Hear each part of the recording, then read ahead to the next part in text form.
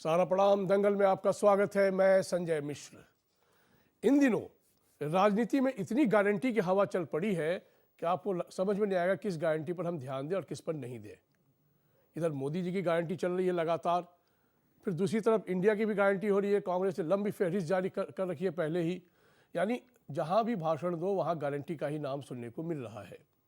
तो क्या करें क्या ना करें, अब किस गारंटी पर भरोसा करें। अब गारंटी ले लो तो जनता किसी गारंटी लेने को तैयार है, ये भी समझना होगा। दरअसल ये मतदाताओं को ही तय करना है, लेकिन ये समझने की ज़रूरत है कि कौन सी गारंटी दरअसल देश को आगे ले जाने में मदद कर रही है या कौन सी गारंटी सिर्फ लोक लुभावन है और दरअसल वो एक चुनावी वायदे के रूप में है। समझने की कोशिश करेंगे तो शुरू करते हैं दंगल।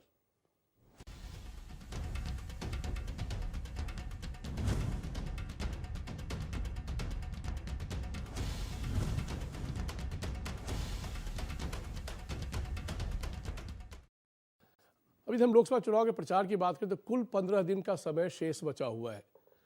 यानी अब 3 चरण में और चुनाव होने हैं, तो टोटल आप मिला लें तो 15 दिन का समय। सत्ता पक्ष और विपक्ष अपने बयानों में पैनापन लाने की पूरी कवायद कर रहे हैं।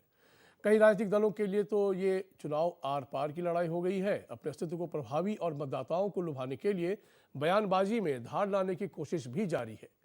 गारंटियों की झड़ी लग चुकी है। मोदी गारंटी बनाम विपक्ष की गारंटी। देखते हैं पहले ये रिपोर्ट।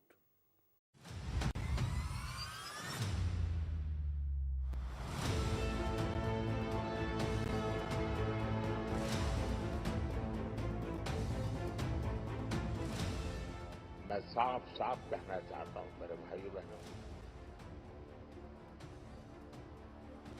ये मोदी की गारंटी है। 2024 के चुनाव के लिए भारतीय जनता पार्टी मोदी की गारंटी को प्रमुख हथियार बनाकर उतरी। चुनावी रैलियों में प्रधानमंत्री मोदी ने पिछले 10 साल में अपनी सरकार द्वारा पूरे किए वादों को मोदी की गारंटी बताया और उसी को आधार बनाते हुए वोट की अपील की। मोदी की गारंटी, बीजेपी का नारा। देश पहली बार 25 करोड़ मेरे गरीब भाई बहनों को गरीबी से बाहर निकलते देख रहा है। पहली बार गरीब के पास बीमारी में मुफ्त इलाज के लिए गारंटी कार्ड है। लेकिन मोदी के वादों की गारंटी मोदी सरकार के उन संकल्पों और नीतियों की भी गारंटी बन गया जिसका विपक्षी गठबंधन विरोध कर रहा है। फिर चाहे अनुच्छेद 370 हटाने की बात हो या सीएए कानून लागू करने की। देश विदेश कहीं से भी जो भी ताकत इकट्ठी करनी है कर लो। मैं भी मैदान में हूं, तुम भी मैदान में हो। आप सीएए नहीं मिटा पाओगे। बीजेपी की इस चुनावी नीति का कांग्रेस भी अनुसरण करती नजर आई। जब न्याय पत्र नाम के अपने घोषणा पत्र में कांग्रेस नेता राहुल गांधी अपनी पार्टी की 25 गारंटी जनता के सामने लाए, या जब 4 चरण के मतदान पूरा होने के बाद कांग्रेस अध्यक्ष खड़गे ने गरीबों के लिए अनाज की गारंटी की बात कही। आप 5 किलो दे रहे हैं ना, हम गठबंधन की सरकार अगर आएगी हम 10 केजी देंगे। सवाल ये है कि 18वीं लोकसभा चुनाव का प्रचार किस ओर जा रहा है। हर चुनाव में प्रधानमंत्री मोदी अपना विमर्श चलाकर माहौल बंदी करते आए हैं। इस बार वो मोदी की गारंटी पर बीजेपी की विजय पताका फहराने का उद्देश्य लेकर चले हैं। क्या इस विमर्श में वो सफल रहेंगे? क्या कांग्रेस के न्याय की गारंटी का वादा जनता को लुभा पाएगा, या फिर स्थानीय समीकरणों, मुद्दों, जाति, धर्म और उम्मीदवार की साख होगी जीत की गारंटी? समय के लिए ब्यूरो रिपोर्ट। ये गारंटी शब्द का इस्तेमाल ना पहली बार विधानसभा चुनाव में हुए थे, जो अभी पिछली बार जो हुए मध्य प्रदेश, छत्तीसगढ़, राजस्थान, इन सब में मोदी गारंटी की हवा एक चली थी। वो एक सफल प्रयोग भी रहा था और नतीजे भी बीजेपी के पक्ष में आए थे इन 3 राज्यों में। तो क्या उसी को आजमाते हुए मोदी गारंटी ज़्यादा प्रचार प्रसार में लाई जा रही है, या फिर इधर न्याय की गारंटी जो है उस पर भारी पड़े इसके लिए अलग से ही प्रयास किए जा रहे हैं, जो कि दिख रहे हैं लंबी फहरिस्त में। समझने की कोशिश करते हैं। इस वक्त कई मेहमान हमसे जुड़े हैं, हम परिचय करा दें। माधवी अग्रवाल, आप बीजेपी के आधिकारिक प्रवक्ता हैं, आपका बहुत स्वागत है। सारिका सिंह, आप कांग्रेस की प्रवक्ता है, आपका बहुत स्वागत है। और स्वागत है वरिष्ठ पत्रकार विपिन धुलिया जी आपका। माधवी जी, गारंटी की तो हवा चल पड़ी है, इधर कांग्रेस भी पीछे नहीं है। आप 5 किलो राशन की बात करती है, वो 10 किलो राशन की बात कर रही है। बाकी और तो 10-12 ऐसी गारंटी, न्याय की गारंटी दे रखी है कांग्रेस ने, तो कैसे पार पाएंगे आप लोग?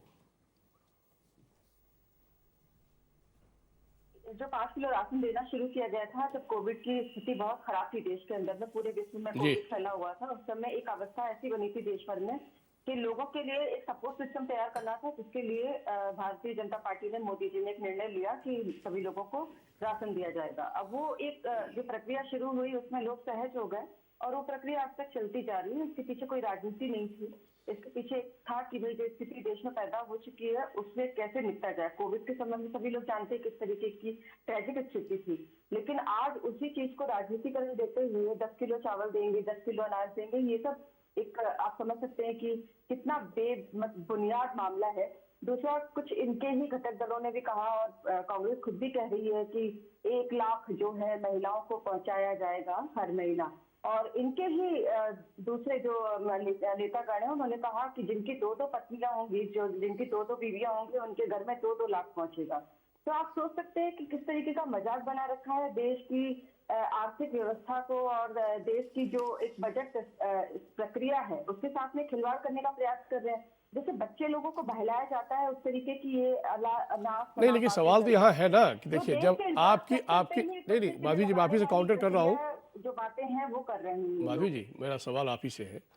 मोदी जी यदि गारंटी दे रहे हैं तो उसको कह रहे हैं कि जनहित की गारंटी है, और चूंकि कांग्रेस तो सरकार में है नहीं, केंद्र में विपक्ष है, और कांग्रेस यदि अपने मैनिफेस्टो में इतनी सारी गारंटी की बात कर रही है तो राजनीति कैसे हो सकती है? आपकी बात जनहित, उनकी बात राजनीति, ऐसा क्यों? देखिए, कुल मिला के पूरे देश भर में कांग्रेस 267 सीटों पे चुनाव लड़ रही है, 268 पर। अब इनके साथ में जो घटक दल हैं, जो इनके साथ में जो पार्टियां हैं जो मिलकर बोल रहे हैं कि प्रधानमंत्री मोदी जी को हराएंगे, वो सभी लोगों के मैनिफेस्टो अलग अलग आ रहे हैं। अगर आप उन लोगों के मैनिफेस्टो को भी देखें तो निश्चित रूप से ये तो एक साथ मिलकर ही काम कर रहे हैं ना। जब एक साथ मिलकर बात कर रहे हैं कि भाई बीजेपी को हराना है, तो आप सभी के मैनिफेस्टो अगर देखेंगे तो उसमें आपको कहीं ना कहीं एक प्रश्न चिन्ह नजर आएगा, जो ये बताता है कि ये जो गारंटी है ये केवल एक खाना पूर्ति और एक